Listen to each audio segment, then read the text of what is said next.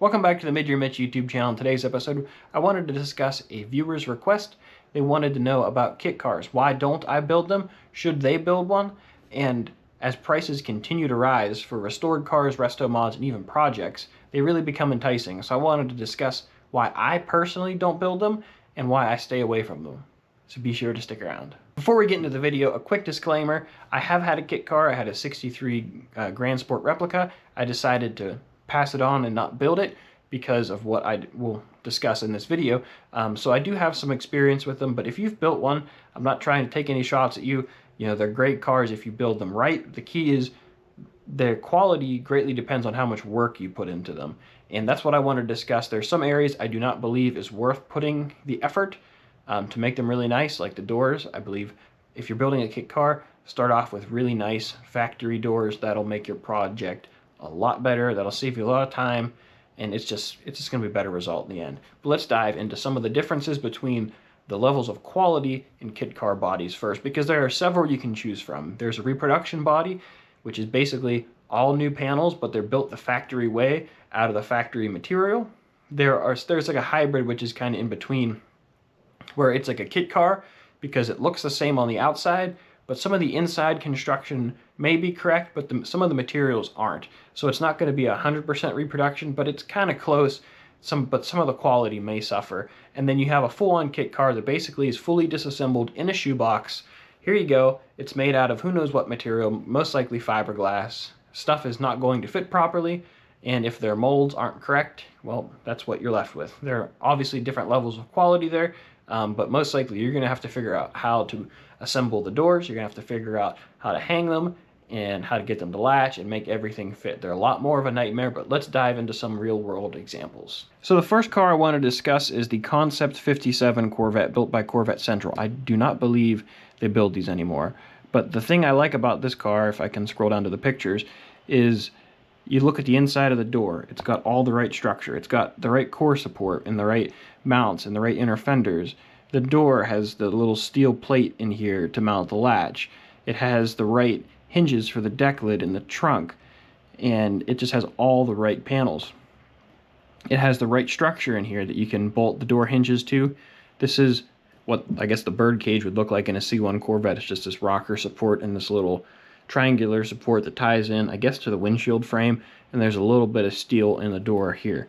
But you can see it's got the dash. This is a really nicely built car. I'm pretty sure they were like 20 grand or something. The hood hinges. So this is a stock car that is ready to go to build into a resto mod, or you can restore. This is the kind I like. The same kind of deal with like a 57 Chevy, 55, 56, the Tri-5 Chevy bodies. You can buy them. Mustang, Camaro, maybe Chevelle. There's a whole bunch of I think pickup trucks. There's a whole bunch of different versions that you can buy like this. So that's the one I really like. This is the next level, which I believe this car was built by Stinger Fiberglass. At least the fiberglass was made. I don't know if they actually built the car. This one is kind of a cross between a kit car because I believe it has a convertible Corvette birdcage, which we'll get into here, and also the pictures are really out of order, so I apologize here. This one was on eBay, but this is a one-piece rear back end, so it still has the factory quarter panels, taillight panel, and rear deck, but this is all one piece of fiberglass minus the exhaust valance, which is nice because there's less seams to work with. So this one is a pretty nice body. The thing I don't like about this car, and I can't tell from this picture if this is a steel door reinforcement like the C1 Corvette that we just looked at a second ago. If I go back to this, C2 Corvettes also have steel in the door. This piece right here, this little guy. If that is made out of fiberglass, which it's the same color as the fiberglass, it could just be in primer. But if this is made out of fiberglass, I don't like this car that much. I would put stock doors on this because the upper structure here, which I believe this picture has, there's a piece of steel in this door that rivets through here, and I've done videos on this. There's a piece of steel in here. Convertibles have only this much. Coupes have a spot that spot welds up here, and then there's a piece of steel that runs the whole way around here, and then it ties into where the striker is in the latch for the door. So there's steel the whole way around here, which is nice because you can tweak the door to fit the car. It's also nice because this adds a lot of strength. And the vent window that would screw here, there are 3 screw holes here, one at the corner, and then it screws at the bottom, and then there's a couple screws in between. That adds a lot of strength to your coupe door. I know some people like to delete the vent window because they think it looks clean, but the vent window actually triangulates the whole door. So without having this being steel, let's assume it's not. You can find them for convertibles, but I'm going to assume it's not. And there's no steel in this door whatsoever. It's all fiberglass. So that, and you can see how low it is. So basically what you have to do is somehow glue the roof section for the bird cage, which is also fiberglass for this kit. You have to figure out where that's supposed to go. You have to figure out where the roof is supposed to go on top of that. And then you're supposed to figure out how to glue the outer and the inner door together. And then once they're glued together, that's what you got. You can't tweak it. You can't bend it. You can build it up with mud, but if it's too tall, I guess you could build the roof up. I really don't like that. If I was building this car, I would take these doors, take them to the swap meet, and I would go find a set of, it doesn't have to be 63 doors, but find yourself a set of coupe doors that will save you so much aggravation for building the car. Now this one does use a stock regulator, and it will use the stock tracks and everything. It's just not the correct construction. He just has a bunch of pictures of parts. All I cared about was the structure. So you can see it has the right hinge pillars in it. It's got the Z-bar, and you can see right back here the orange texture to the fiberglass, and you can see the orange right here. So that tells me that this door is in fact all fiberglass. And if you want to build a high-end resto mod, you're not going to want to play with those doors. Now the doors are nice for the inner, this part of the structure, and they're nice for the outer skin, but for the actual structure of the door, I say run, because originally these doors, they bent them in the factory to fit the roof. So how do you bend fiberglass? You don't, it breaks. Also, by opening and closing the door over the years, eventually those little holes where the vent window screws in, they're only like a little trim screw that holds them in. That's going to crack around the fiberglass, and the vent window is not going to add structure to your car anymore. So I don't like that part, but you can see that this is a full kit from Stinger. It's got their firewall, the floor, the rockers, which you've seen me use the rockers and the firewall quite a few times. And it looks like they're building a resto mod. The car's not put together because you can see there's a big gap here. So I think the whole car is just mocked up. I don't think anything is glued to it, which is part of the reason why the gaps are funky right now.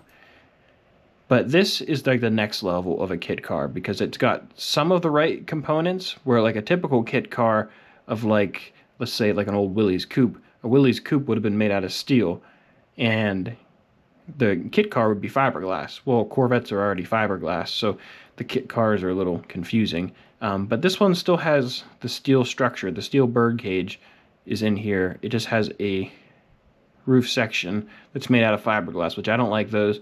Again, you can't tweak them, you can't adjust them. They are what they are. I don't think they're going to be as strong. Now, the final car I want to show you is in this folder. Well, that's not very helpful. That's better. Okay, so let's look at all these pictures. So first off, we can see that this car is on a stock chassis, probably C3 if I remember correctly. This does not have the correct firewall. This is just a blank firewall, which is fine for like a custom car. But if we go back to this car, wherever that pictures was, you can see this one has a stock. You can see that this one has a stock firewall. It has the provision for the steering column, or for the master cylinder, the steering column. You can put all the stock components in it. This is kind of like the Concept 57, that it has all the right provisions. So you don't have to do as much homework. You can just put your stock parts on here. You may have to do a little bit of engineering, but not a whole lot. Now this one has nothing. There's no provisions for wipers. There's no provision for any of these holes, which is fine if you're building a custom. You're going to move stuff around anyways. The back, you can see it's also a one-piece back end, but this, I believe this is a one-piece body pulled out of the mold. This is like the Grand Sport that I bought. And the problem with this is the Grand Sport that I purchased did not have a bird cage in here. It had the stock door jamb just like this, where you could see it's got the right shape through here, which is pretty nice for a kit car body. All that's correct, but the Grand Sport didn't have a windshield pillar. It didn't have a windshield frame. There was no support through here. There was no bird cage structure at all. The whole body was put together, and there was no structure in it whatsoever. And what happened is because this is just fiberglass. That Grand Sport didn't have a body mount in the back. So the back sagged because it was built in the 90s. So from sitting that long, it actually pulled the windshield back and changed the angle of this post. And if you grab that windshield post, if you grab this, you could shake the whole roof without a lot of force. So imagine if you're driving down the road, this is going to be vibrating, your doors are going to be vibrating, it's going to be a rattle trap and a nightmare. So I don't like that. Could you come through here and try and put a bird cage in? Yeah, but you're going to have to cut some of this stuff out. I wouldn't put a stock Corvette bird cage in it. I mean, you're going to have to make your own hinge pillars, you're going to have to make a connecting bar for the dash. You're going to have to build some kind of rocker so you can bolt the car, the fiberglass body to the chassis. I don't think there's anything in there.